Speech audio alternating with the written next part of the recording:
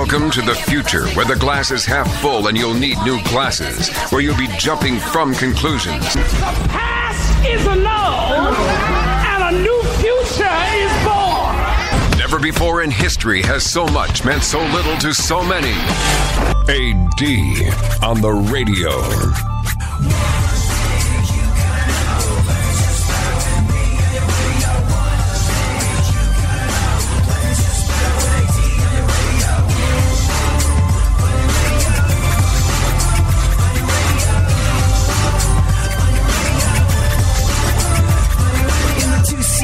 It's you and the senorita. Woofer blowing up the tweeter, cause it's me up in the speaker. Back in the mama seat, top down like a player. And the sound up in your ears, it is the dopest rhyme. Say I run a game like a cheater, I'm born. So I've got this buddy. Awesome guy. He is an interesting mixture of a punk rock bass player and a lawyer. Like, I met him when he was a punk rock bass player in a band, and he was like, hey man, here's my demo. Could you maybe play us on the radio? And as it turns out, it was really good, and I did. And he was also going to law school at the time and getting ready to finish up. And, man, a cooler, more intelligent, more well-intentioned guy you could not hope to meet. His band wasn't a huge band, but they could definitely put people in a room. And they always gave a chunk of what they made to charity. They figured that was a way forward for them. Conscious capitalism. It's a punk rock show. You're going to have an awesome time. And also, you know, of the $5 you paid to get in, $2 of those dollars are going to a specific cause. And they would pick different causes, and it was a great move. And they supported all these different charities. And, like, this guy checks all the boxes of what you want out of a person you're going to call a friend. Super intelligent. Can help you out of buying legally. And is, like, you know, a good time party guy. And plays, like I said, bass in a punk rock band. The guy's name's Hassan. I'm not even going to try and pronounce his last name. His name's Hassan. And I don't know where his family's from. I know he moved to America, or his parents moved to America, and he was born here, I think. But in a day and age where there is a certain amount of inbuilt fear in Americans over some of the events that have happened over the last several years, going through life in a place like Texas, where this guy lives, with the name Hassan, having a name like Hassan and the color of skin that he has, is going to cause a certain amount of prejudgment among some small-minded people. And quite frankly, I don't even know what his religious predilection is. It's never come up when we've been talking. Mostly we talk about, like, punk rock and things of that nature. But he's a friend. When my dog went missing, he just showed up. Flashlights, looking around. And that's one thing that was so important that I learned when my dog went missing. It's a huge deal to me. I won't get into it because it'll go badly south if I start talking about this too much. But one thing that I learned when my dog was missing was that friends, you know what friends do? They show up. And this guy showed up. I didn't even ask. He just showed up. Stuck around with me with a flashlight, looking for my dog in the middle of the night into the wee hours of the morning. And like I said, unbelievably solid dude. And he wrote to me the other day. He just messaged me on Facebook. He's like, dude, this mutual friend of ours wrote something incredibly small-minded about, you know, Muslims. I don't even know if this guy's a Muslim or not. But he wrote something incredibly small-minded and hateful about Muslims. And I thought he was better than that. And, you know, like, he sent me a screenshot. He's like, look what I wrote back to him. And now this guy that he'd been friends with for years, he was in it with. And he's like, I can't work with him anymore. When I play shows, this guy can't run sound for me. I can't stand him. It was just what he said was so vindictive and hateful. And I told him that online. I was like, whoa. Look, man. You were born into a color of skin, and you have a name that's going to cause certain small-minded people to prejudge you. And there are some very rational fears people have at the moment about those that would harm us based on the color of our skin and the different beliefs of faith we have than them. So these things are par for the course. But he sent me like a screenshot of the argument they were having on Facebook. And I was just like, dude, this isn't like, I love you and I love him, and this will not solve anything. You just called him out in an aggressive way in front of both of your peers, really, is what you're doing. And he's like, I know, I lost it. It's just, I expected better from him. I expected better from people in the music scene, and I just lost it. And we had a chat, and we actually got things resolved. And it put him in a position of tremendous opportunity. And we all learned something from it. What did we learn? Stick with me. We'll get to it next.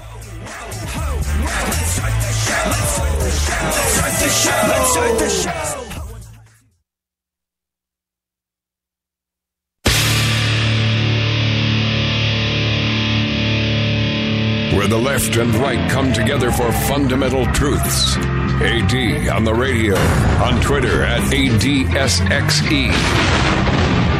I do what I want, when I want, how I want.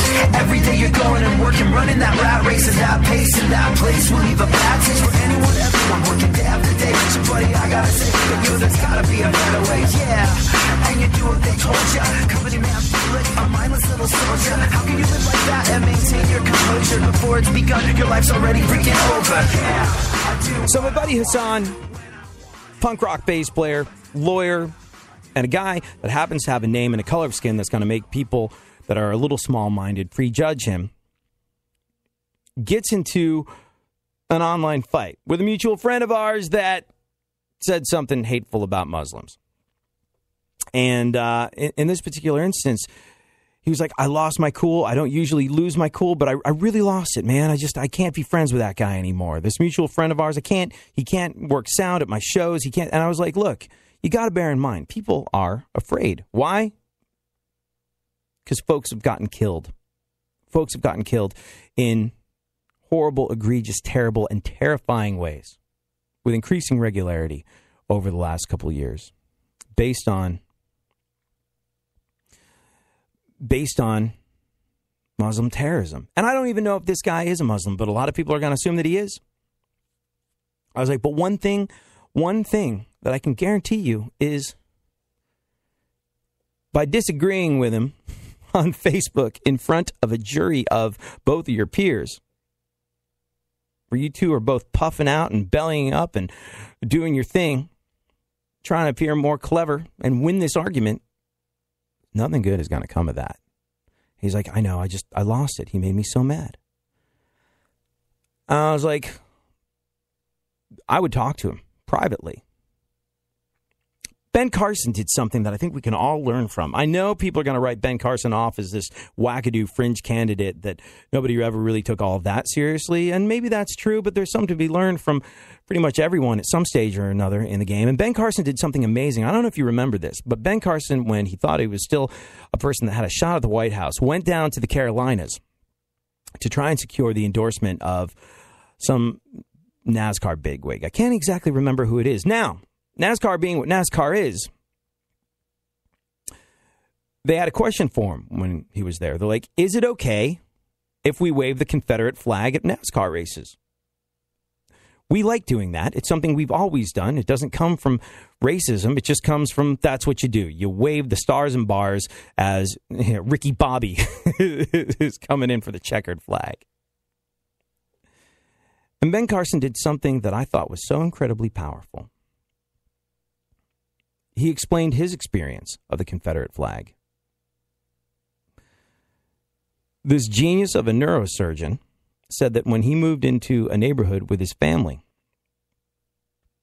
that was predominantly white, a couple of folks hung the Confederate flag on their porches as a sign of hate and as a sign of intimidation. And he said that eventually what happened was, in response to that, the rest of the neighborhood shamed them by flying the American flag in response to it. And so he didn't say no. No, you can't. No, you can't wave the stars and bars at NASCAR races. But he explained his position. He was like, that it has been used as a symbol of hate and intimidation in my family's experience. As a black man, that's been used against me. He didn't defecate all over anybody else's point of view. He didn't tell them they were wrong. He didn't tell them they were stupid. He didn't tell them they were ignorant. But he explained his position whilst respecting theirs. And that, to me, is the best lesson to be learned when we're looking at the absolute circus that was the GOP in this election cycle. That is a shining beacon of humanity. And you know what? Everybody learned something that day. And rather than getting dug in and arguing about their right to fly the stars and bars and saying, it's heritage, not hate. Tell me it's not. They understood a little bit more. And when you build up a level of understanding, that is the stuff that's going to move us forward. That is the stuff that is going to help us evolve. That is the stuff that's going to help us, Americans, not Republicans, not Democrats, not third party, not any. That's what's going to help us win. Having more of an understanding of that which we are not. And me and my buddy Hassan talked about this. And he was like, you're right. And he went to this guy. And he explained his position. And he managed to squash it. And both of them said, been a little hot-headed. They were on the verge of ending their friendship, something that had happened and been in place for years. Something that had existed because of a bond over the love of music. And I consider that a win. And right around the time of the Confederate flag and gay marriage, you remember that when your Facebook feed exploded with Confederate flags and gay marriages? That was when I made my decision. I saw the amount of man hours that people were spending arguing about these two things online. I was like, that's it. I'm out. I'm done. Zip, zing, nada. I will never disagree with anybody online ever again because it's a waste of my time and theirs. I have better things to do with my life. Now, here's the thing. I'm in the advantageous position of having a platform, a forum, a voice, if you will. A lot of people feel disenfranchised, marginalized, overlooked, and an internet connection gives you a voice. But there's actually been a study done about whether it's productive or not to argue about politics on Facebook, and that is what we're going to discuss today. Yes or no? Do you think it can ever be productive in any way, shape, or form? I'm curious to get your take because, let's be real here, I know a lot of you do it. So we'll discuss, not judging, we're just going to discuss if that's a productive use of your time. I guess that I should start by saying that all of this story is true. Don't get the blues, get all the news. We mean all of you guys out there in Radio Land. All aboard! He's back. AD on the radio. Give it up, yeah. Give it up, yeah. Bring this on, come on, come on. That's the way you do what we do. That's the way you do what we do. That's the way you do what we do. You do what we do. You do what we do. That's the way you do what we do. That's the way you do what we do. That's the way you do what we do. You do what we do. You do what we do. Well, it's a new one. Here I come again, coming again, taking it back to the place. What's today, August 17th? Brandy Aniston, you're our intern. Yeah. Give me the date. Today, your job is giving me the date. Today is August 17th. Yeah. Wednesday, all day. You know what's interesting about today? 59 years ago today, in 1957, Richie Ashburn of the Philadelphia Phillies hit a foul ball. And this is baseball legend, but Richie Ashburn of the Philadelphia Phillies hit a foul ball that accidentally nailed a woman called Alice Roth in the stands and broke her nose. And horrible thing to happen to anybody that goes to a baseball game. But, I think she was knocked unconscious. Her nose was broken. And as this woman, Alice Roth, was being taken out from the baseball game on a stretcher, Ashburn hit her again with another foul ball. No way. Yeah. I wonder if she remained a Philadelphia Phillies fan. If I got beaned twice in the head at a Mets game, I'd consider it a badge of honor, and I talk about it till the day I went to my grave. That's amazing. Yes, Wow. amazing and a bit unfortunate. You and I are going to talk about the merits of arguing with people online or not, whether it makes any sense whatsoever, whether it actually is good for the evolution of the species and our political process a little later on in the show. But right now, let's do what we do best around here. Brandy Annison reads the news, and she reads it well. What is going on? Well, Madonna turned 58 this week. And let Still me be the looking first good. to say. Yeah, let me be the first to say. She doesn't look a day over 57 and a half. Good for her. Doesn't look a single second over catcher's mitt. I mean, okay. I don't know. I think that I haven't seen a picture of her recently. Like, Maybe she's had some Botox. I don't know. at this stage in the game, I think it takes more than Botox. I think there's a whole lot going on there. I wonder I'm going to say, though, her body's looking pretty good for her age. We got to ask her. We got to ask her boyfriend what it's like when the brassiere gets dropped. Wonder how that all goes. We got to ask her boyfriend. As soon as he gets out of detention, we'll do that. Oh my goodness. Well, Kanye West says Kim Kardashian is a modern day Marie Antoinette. Yeah. That's interesting. Yeah. Well, she is like a modern day Marie Antoinette, except with slightly fewer royal titles and slightly more syphilis. Oh my goodness. Ooh. My gosh. Would you like you're a female, so you're probably more aware of this sort of thing because I don't think they make anything for men, but Kardashians slap their name on a whole bunch of different products. Do you own any like Kardashian stuff? You know, I've been sent their beauty line before, like their hair products and stuff, and I wasn't really a fan. I didn't hate, like they sent me like a whole set of like hairbrushes and stuff or whatever, and that was okay. But I mean, I do own the one Kylie Jenner's makeup. I do own that. Mm-hmm. But she's not Kardashian, but same difference. But Same thing. She's a Kardashian kid sister. I do buy her lip glosses. I will admit that. And I like them very much. We were talking about they have, I think the latest in a long line of things that they've decided to slap their name on is eyeglasses. Really? There's Kardashian eyeglasses. They don't now, even wear eyeglasses. I don't think they even read. I was being nice about it. We know they can write because they all signed that contract with the devil, but, generally speaking, I don't know if they're all that absorbed in literature. Go on, what else? Well, sticking with the same family, a stalker was arrested in Kendall Jenner's driveway Sunday night. Wow. How dare he invade my privacy like that? She immediately posted on Twitter, Instagram, Snapchat, Facebook, and YouTube. How dare he invade my Did she privacy? Really? No, maybe. I'm guessing. I was like, really? Because I think we all are entitled to invade their privacy. Well, it's interesting. Yeah. I mean, they leave it so open to do. I'm not saying it like that because then I'd be opening people to say they can invade my space. But I just think that when you are that public MySpace about is literally still a thing? everything, yeah. I think I saw Tom underneath an overpass the other day. What? Oh. Poor Tom. I didn't see Tom underneath an What overpass. I'm sure happened to Tom Tom? did very well out of MySpace. Apparently, like the Tom guy that was credited with inventing MySpace, Tom was like the MySpace Zuckerberg. It wasn't actually him. He was just like the face of it. It was just, it wasn't him. He was the face of it. They paid him a certain amount of money. He was like in that white T-shirt, turned around on the computer, like, hey. He looked like the guy in the van parked with the sign on the side saying, "Come here, little girl." Van down by the river, free Pokemon inside. That van. I saw him last night when I was hunting Pikachu. I wonder what Tom's doing now. Picking up girls finding Pokemon. Yeah. I wonder if that carries any weight anymore. Here's the thing. I don't care about spotting celebrities like that.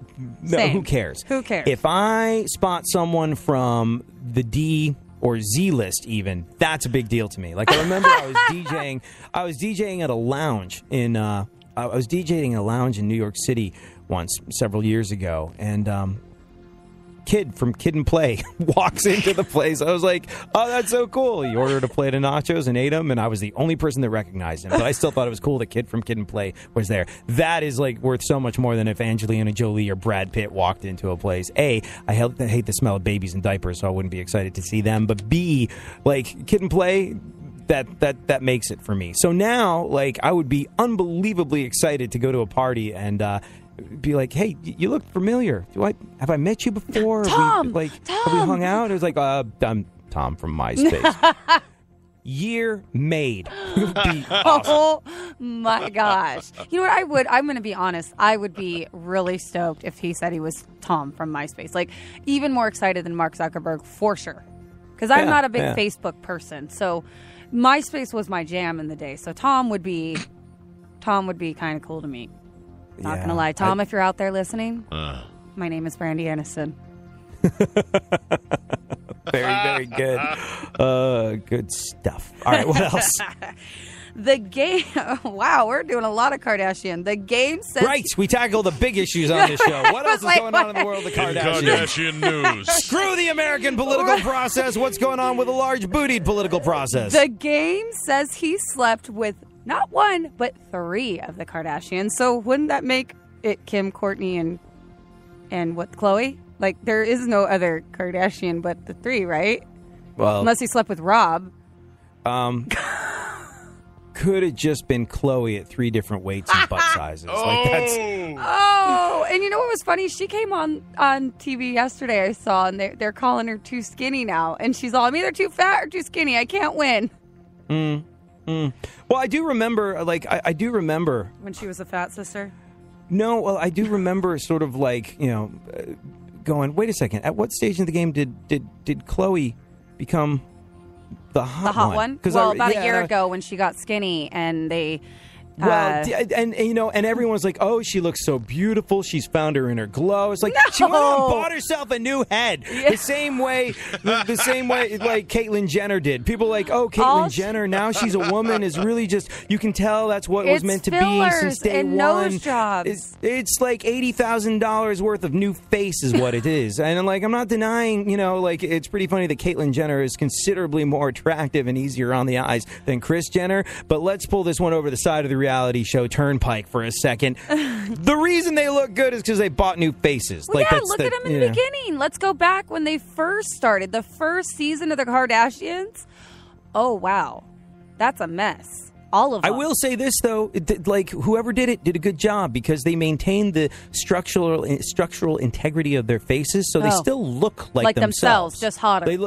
You can't really, it's over. Like, if you compare over time, there's been little tweaks here and there. And her butt, at no stage in the game did they go out and buy a completely new face. It's just been a bit here, a bit there, and they haven't gone crazy cat lady where you look like something that should be behind bars at the zoo. The way that, what is it about people that get too much plastic surgery that start to look like cats? I'll tell you what there's it is. There's a woman that made herself look like a cat, but then there's people that just start to look like it.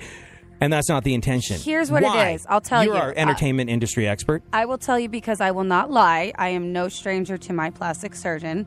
Obviously, I've had some little touch-ups here and there over the years. Fillers, what happens is once you start going too much, the elasticity of your face gets really thin. So their face looks like it's tight around the areas where the fillers are. Like it doesn't fit anymore. So their face gets really tight and pulled back. And then when they're doing all that Botox, it's freezing those muscles and nerves. So it's like they're frozen like that. So it's just too many fillers. That's all it is. Suit. Yeah, really. It's just their skin's too tight. I wonder if do plastic surgeons ever say to their clients as they're going in and getting progressively more like, yo, don't do this. Just FYI. Yeah. You're starting to look like a burn victim, and if I do what you're gonna if I do what you're going to ask me to do, you're gonna look like a cat that was a burn victim. I had a girlfriend come with me last time to I'm using a new person down by where I live now, and she came in with me, and she's very plastic, like she's like a doll, but he said to her, he goes, honey, if I put any more product in your lips, they're going to explode. You look ridiculous. And he told her, absolutely not. I'm not doing it. He said, if I did anything to your lips, I would take stuff out. How'd you take that? She wasn't happy. It wasn't me. She wasn't happy. She started crying. How did she She take started it? She started crying? Yeah, she was bawling her eyes out, freaking out. Because she's Like- obsessed with it. She's addicted. She has to have it. Me, I would have been like, those, okay, doc. Don't those like deflate after a little while? No, they go though? down, but hers are on another So level. she hasn't done She hasn't done permanent damage. Like eventually they will deflate. And she'll get back to something vaguely normal. No, absolutely not. Once you, because I'm no hidden person from lip stuff. My lips over time, they sit like that. They will forever be enlarged. They go down, but they don't go all the way back to normal. Absolutely not. Oh wow! Can you you gotta send me a picture of your friend so I can. I'll judge. send it right now. You'll definitely understand. Okay. What else? Okay, Katy Perry has a new shoe collection. Oh. I thought that meant like she bought new shoes and like No. we were reporting about it, but no, she's got a shoe. I get it. Yeah. Katy Perry has her own line of shoes. When she was asked what she likes best about them, she was like, "I don't know, can't see them." That's good. Thank you very much. I like how there was a hush and then a laugh. Because we didn't get it at first. Yeah. While the mental math was done, that's my favorite kind of punchline. The one that takes a moment to sink in. Okay, job done. We should quit while we're ahead. Goodbye, everybody. I had to take a moment just for the mental picture. Right. Like to give Katy Perry her due. Well, you painted a picture, AD. I wanted to see it in my mind. You had to pause and think of Katy Perry. Go on. Leftover food from the Olympic Village is being used to help feed Rio's homeless population. Yeah. It seems like a good idea on the surface of things, but I think what they had to do was they had to throw away the Russian team's leftovers after several homeless people started lifting cars over their heads. They're like, hey, wait, okay. Oh. It's funny because steroids. Go on. It's funny because steroids. A new poll shows Donald Trump doing terribly with the millennials. In other words, millennials are saying to Trump, sorry, not sorry, bro. Sorry, not sorry. But you know what? Like, people give millennials a hard time. I think if you actually break out the numbers, and look, we've all had the experience of meeting some snot-nosed 19-year-old that goes, I expect everything now, please. Work for it. Pshaw.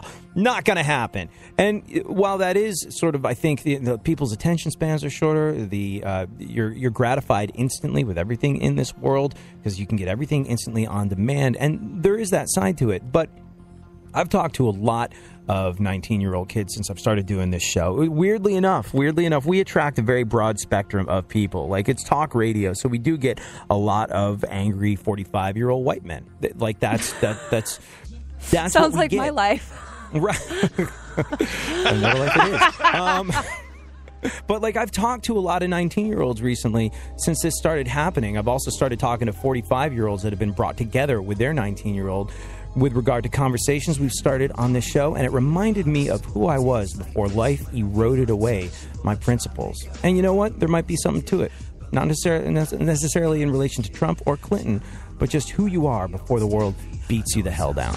But you gotta believe me when I feel like I just can't make it through.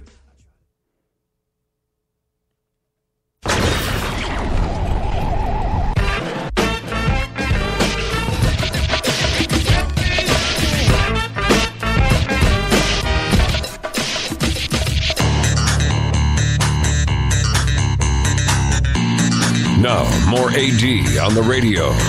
Back once again, the ill behavior, delivering and giving you a musical savior. Back once again, it's your boy AD again. Nobody rock a party better than me. Back once again, the ill behavior, delivering and giving you a musical savior. Back once again, it's your boy AD again. Nobody rock a party better than me. Alrighty then. You and I will talk. There's been an actual survey done. And my opinion is I don't waste my time or yours by arguing with you or anybody else on the internet. I think there's entirely more productive things to do with my day. I think you get more and more dug in and more divided and more disenfranchised when you get big and brave and bold behind a keyboard and have an opportunity to tell people that they're a moron because they believe something differently than you do. That is a conversation I have removed myself from, and I'm happy with the end result. However, there was actually a study about whether or not it is in any way, shape, or form productive or an integral part of today's political process to argue with folks about politics online. And we're going to discuss the findings of that study a little later on in the show. Right now, though, let's continue to roll through what remains of the news with our intern, Brandy Aniston, who you should tweet, by the way, at Brandy Aniston is where you can find her on the interwebs. And at It's Dave Hines, Hines, is where you can find Dave Hines, who's filling in for the vacationing Barry Funkhauser. Yes. Donald Trump has reportedly hired recently fired Fox News President Roger Ailes to help him prepare for the debates. Right, which is go exactly that's exactly what a smart candidate does when he's struggling to gain women voters. you just got ousted from your enormous Fox gig because there were all these accusations of sexual harassment. So there you go. It's an interesting one, and it sets a precedent where you just go, what if this is true? If this is true, what's the logic behind it? Like, you got this guy who has been notably maligned in society for doing something horrible, sexual harassment of his female employees. And then you publicly hire him as your presidential campaign advisor. Certainly he understands media, but it's not the sort of thing that you want to sing from the rooftop. So, like, I wonder if he actually had. I wonder if he actually has. A whole bunch of news outlets are reporting that Ailes is advising Trump on debate preparation, but Trump hasn't come out and said it, I don't think. Campaign stresses that Ailes does not have a formal role in the campaign. Apparently, they met last weekend at Trump's National Golf Club in New Jersey, Bedminster. And Trump has gone to Ailes for advice on debates, and the two have continued their relationship through phone calls. Of course, Ailes left Fox News last month following all these allegations of sexual harassment by Gretchen Carlson. Trump has been complimentary of Ailes in the aftermath of all that, though. In a recent interview with the folks over at NBC, I think it was Chuck Todd he was talking to, Trump called Ailes such a great guy. And that led Todd to ask if Ailes was helping or advising him. Trump refused to comment, saying he's been a friend of mine for a long time. That's from ABC News. We'll wait and see how it all plays out, but it is a bit of a head-scratcher, that one. It's just like, hey, politically, one should probably distance themselves from someone who has been nationally maligned as somebody that doesn't expect the rights of women or the desires of women. You know, Butt Grabby the Clown is not somebody you want on your team when you're trying to appeal to everybody in America. So we'll wait and see how it all goes. But yeah, it was one of those things where I was like, okay. People talk about a media plot against Trump, and I was just like, this is the sort of thing that makes me think there might be some credence to that, because Donald Trump, this idea that he's hired Roger Ailes to advise him is it's not a good look in any way, shape, or form. And I wonder if it's something the media got a hold of, got a sniff of, and they're running it wild like crazy to attempt to discredit Trump, because it just makes no sense on the surface of things to be public with a relationship with that guy at this stage in the game. And, you know, if you're a person of principle, it makes no sense to have any kind of a relationship with that guy ever. There you go. What else? This is a good one. The company that makes the Roomba says it is aware that its product can spread poop over a large area, and it's working to fix that. Yeah. Sorry about that poop we smeared on your white carpet. You know, it's funny because I was looking at a Roomba the other day, and first and foremost, I think everybody buys a Roomba in the hope that their cat will get on it and they can upload the video of it to the internet. That's the only reason to buy one. But I was looking at a Roomba the other day, and I was like, this is cool, you know, like, who likes vacuuming? Answer, no one. What if you could just come home and everything was perfect? And a buddy of mine was like, there is one significant and disgusting flaw. And I was like, what is that? He's like, if your pet has an accident, that accident will be everywhere when you get home if the Roomba has had a chance to get to it. Now, here's the thing. Milhouse, the rally puppy, is unbelievably well trained. In terms of that, he is the best behaved dog I have ever had. After initial housebreaking, just, you know, knock on wood, never ever had a problem with it. Milhouse is the best at that. So it didn't really dissuade me, but it did make me think, like, yeah, maybe, you know, like, maybe that's not a thing to start relying on, you know, if your dog gets older. Like, eventually something's going to happen, and do you want to have to pick that out of the carpet? Answer, no. No, you do not. But, yeah, company that makes the Roomba said they're aware of the problem, and they promise to do everything they can to fix it. They're aware of the problem that they are spreading poop everywhere. They promise to fix it. Now, if we could only get a similar message from America's politicians, that would be great. Go on. Oh, no. Darth Vader appears in the Rogue One trailer that debuted on NBC Thursday night. Yeah. Everyone's so excited. Darth I Vader's am. in the Rogue. Yeah. Very, very exciting stuff. And happened during the Olympic coverage. So exciting. Yeah, I mean, when else are you going to put it? Like, Made the everyone's Olympics watching the exciting Olympics. for me. Oh, gosh. Yeah. Still, the most terrifying dark helmet that we saw during Olympic coverage remains Bob Costas' dye job. It's not subtle. It's pretty bad. Go on. Kendall Jenner says it makes her sad to see photos of her father wearing men's clothes.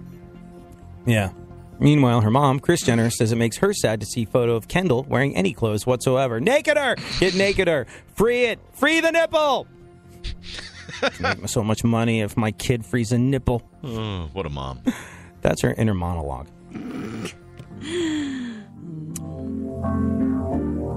Oh, are we out of time this segment? We're not out of time for the want me rest to of the talk? show, right? We've still got a whole extra segment. Oh, to talk about whether or not arguing about Facebook, politics on Facebook. I got a lot to say about that. Oh, well, we'll get to that next. Join the conversation at ADSXE, at Brandy Annison, at It's Dave Hines.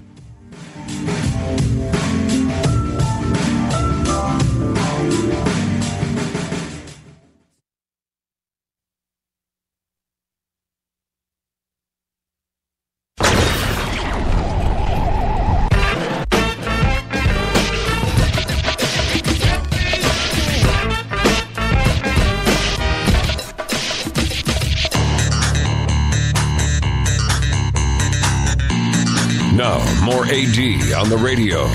Back once again, the ill behavior, delivering and giving you a musical savior. Back once again, it's your boy AD, and can't nobody rock a party better than me.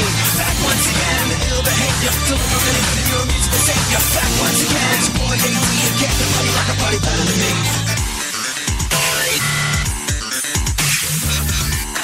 So have you both been watching the Olympics? Has that been a thing for you, Dave, and you, Brandy? Oh, yeah. A little bit, yeah. I mean, I haven't been Do you watching have, it like religiously, but somewhat. Have you, like, Dave, do you have a crush on any female Olympians? You know, I honestly, I haven't really, mostly because I don't know how old any of them are, and I don't want to have that moment. Like, I don't have any chance with any of them, but I'm worried, like, you get burned. Because you're like, wow, that woman is beautiful. What an amazing. Hold on 1 second. Like, this is like a world of pure fantasy, and you're already interjecting whether or not you've got a shot with them, and you've been emotionally burned by the experience. You, my friend, have issues. Good luck on that Tinder date tonight. Try not to blow it in the first 5 seconds. I'm going to get burned. I was just going to order a drink. I'm just saying. I'm saying that I have no chance of ever meeting these people, so it doesn't matter.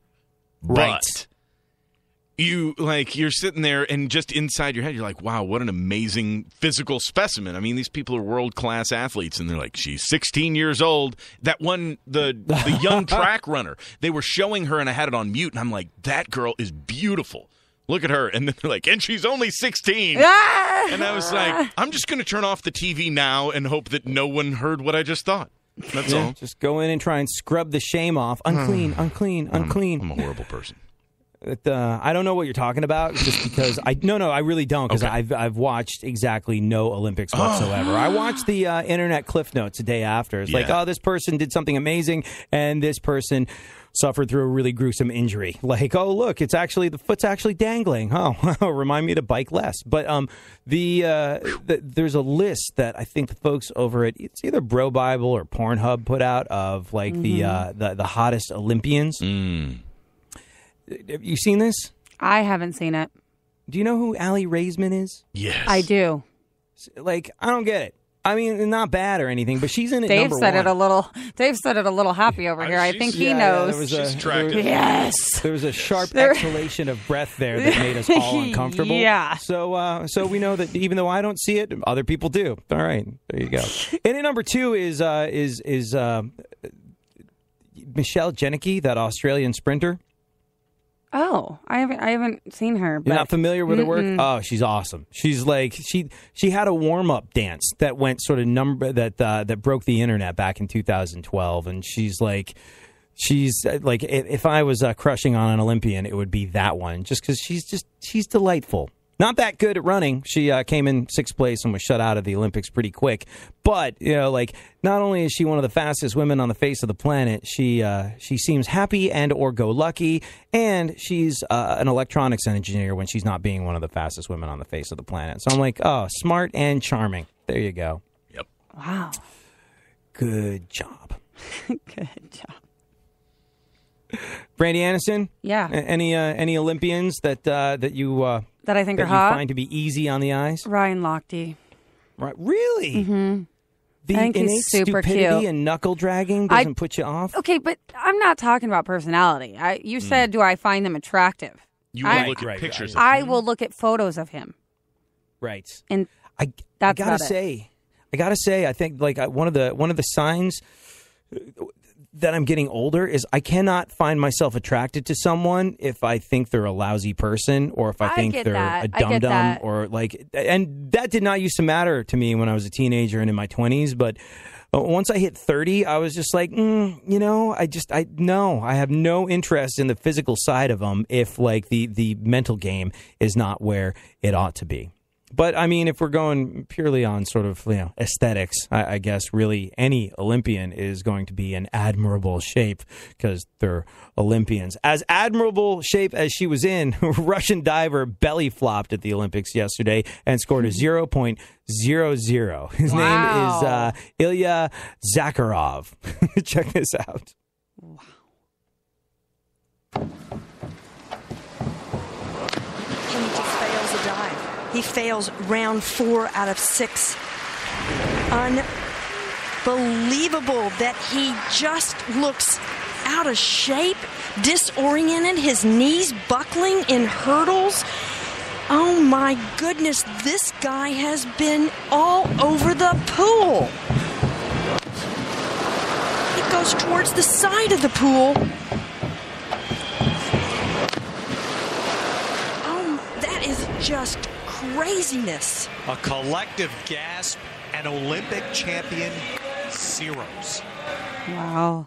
Poor him. And poor him, because that's your Olympic legacy, 0.00. And you got to assume that to get to the Olympics and dive for a team like Team Russia, where they take sports pretty seriously, it's a chance for Russians to get on the world stage, and there is a thought that Russians will do literally anything it takes to win. So to be part of the Olympic Russian diving team, you got to be good. So there's something that has to be going on. And I wanted to laugh. I'm like, 0.00. And then I was just like, oh, A, he's probably going to get executed when he gets home. Yeah. B, even if he's not, he's got to live with that. And that's tough. That's really, really tough. I actually found my heart going out to him on that one. Who knows what the hell it's like to get to that stage in the game. I mean, Jerry Seinfeld once said, second place at the Olympics is you spend your whole life training for this one moment, this 30-second run. You never had a beer, you never had a drink, you always go to bed early, you work out every single day, you always eat lean protein with no carbs, and it builds up after years and years of training for this one moment, and you lose. Wow. And it's got to be do it on a back craziest flop thing too. To belly flop your way to a 0.00 and then have obnoxious American anchors going wow, this guy really sucks, really bad diving from the Russian. I wow. know, AD. It was terrible. Did you see that? Well, it looks like I did I'm see looking that, at it. It and looks I like have- she fell in the pool. Yeah. Literally, it looks like she fell off the diving board and just fell in. Yeah. Have a good time in Gulag, comrade. It's not going to go well. Okay. His new belly flop contest, his thing now. Yeah. We're number one at belly flops. That is now thing for Mother Russia. Flopping of the belly. Gold medals. Gold medals. Now we go kill moose and squirrel. Her Okay. poor little arms even look like she's like, help. It's bad. Yeah. Poor it's, thing. very, very, very unfortunate. All right. Does posting about the election on Facebook actually do anything? Or are you just wasting absolutely everybody's time? Now, we're all in the media, and we've all had, I'm sure, some degree of static from people that listen, that hit you up on some form of social media or maybe over email. Things have changed. And if I had my way, I'd go back to the old school way of broadcasting, where it's a one-way street. You talk, people listen, and then you're done. And if someone's really angry, they can send an email to your program director. And that was just 10 years ago when I got into radio in the first place. That was all it is. Now, everybody that has an internet connection has a voice. And you know what? It's a double-edged sword, because I love the interaction we get from people that listen. I love the fact that you have an instant line to people and how they're feeling and what they respond to. And it really does make the people that join in the conversation on this show a part of the conversation. And I love that. I love that more than anything else. But when someone decides to light you up, you're just like, you got to know how to let go of it in a certain way. Because one thing that I think we probably all discovered is that if you give into it's like someone trying to hand you a bag of poop. It's like, I don't want that. F you. Get that out of here. No, I'm not hanging out with you. No. But I defy that cooler head to prevail every single time, because I think, look, Brandy, Dave, you've probably done an excellent job of ignoring it whenever it happens. But like one time out of every 25, there's going to be someone that gets under your skin and you're like, okay, gloves off, it's on now. Yep, I'm the worst. I can't ignore it. I have a really hard time with it, AD. I have had my agents actually have to call me and they'll be like, Brandy, like, chill out. You're freaking out. Like, I've gotten really angry at people before. Well, look, for those that don't know, Brandy Aniston, besides being our intern and someone who's going to college for radio, is also an adult entertainment legend. And you are giving your audience so much of yourself in that way. So much of yourself. Look, I get self-conscious alone at home. Like, if I get out of the shower, I get self-conscious alone at home in the dark because I'm English. Because like, if I get out of the shower and I'm going to bed, I'm like, nobody wants to see that. There's nobody there. I don't need to be naked ever. I'm almost like Tobias. What's the trend? Like, I'm not quite a never nude, like from rest. Never nude.